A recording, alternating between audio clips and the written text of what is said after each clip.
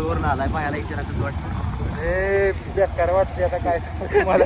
तर जय महाराष्ट्र भावांनो आणि त्यांच्या बहिणींनो. तर तुम्ही म्हणणार हे काय केलंय भाऊने सगळंच पॅक केलंय, सगळा रस्ता करा पण त्यात एवढा फपुट आहे, पुढचं बघायला सुद्धा डोळं धुवून बघावं लागते. मग काय करायचं म्हणून एवढं सगळं पॅक केलंय बघा. कसं दिसते एकदम ओके हो. वारा जात नाही ना पाणी जात नाही, पण पाऊस पडल्यामुळे एवढं काय नव्हतं बरं का. तरी पण म्हणलं सेफ्टी असावी. मग काय लागलो जरा गावातनं बाहेर निघलो, हायवेला लागलो. हे टेंभुर्णीचा हायवे मोठा बोशे पाटील आपण आलो होतो. तर आपल्याला निवांत जायचं होतं, त्यामुळे काय गाडी निवांत चालली होती. आणि निवांत जायचं म्हणलं काय नाही, तुम्ही बघू शकता स्पीड आपलं 40-50 ओके मध्ये चाललो होतो. आणि सगळं पॅक असल्यामुळे मला काय जाणवत पण नव्हतं बाहेर काय चालू आहे काय नाही. जाऊ द्या म्हणलं. आणि तुम्हाला असं पहिलं जाणवलं असेल की पहिलं बोकडं कुत्रे अडवायची, आता डायरेक्ट हॉटेल अडवायचे डावारा स्पेशल.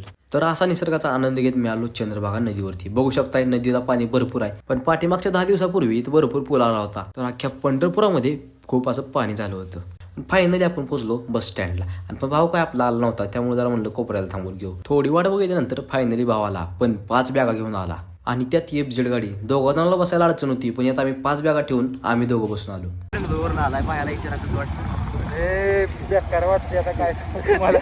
तर आतापुरतं बेकार वाटतंय, कारण गावाकडे आला म्हणून गडी खुशले होता बरं का. मग काय घरी जायचं म्हणल्यावर रस्ता लय खराब होता. म्हणून काय म्हणलं साहेबाला, म्हटलं साहेब तुम्ही एक गाडी घेऊन या, नाहीतर इथं आमची आंघोळ होईल आणि तुमची मजा होईल.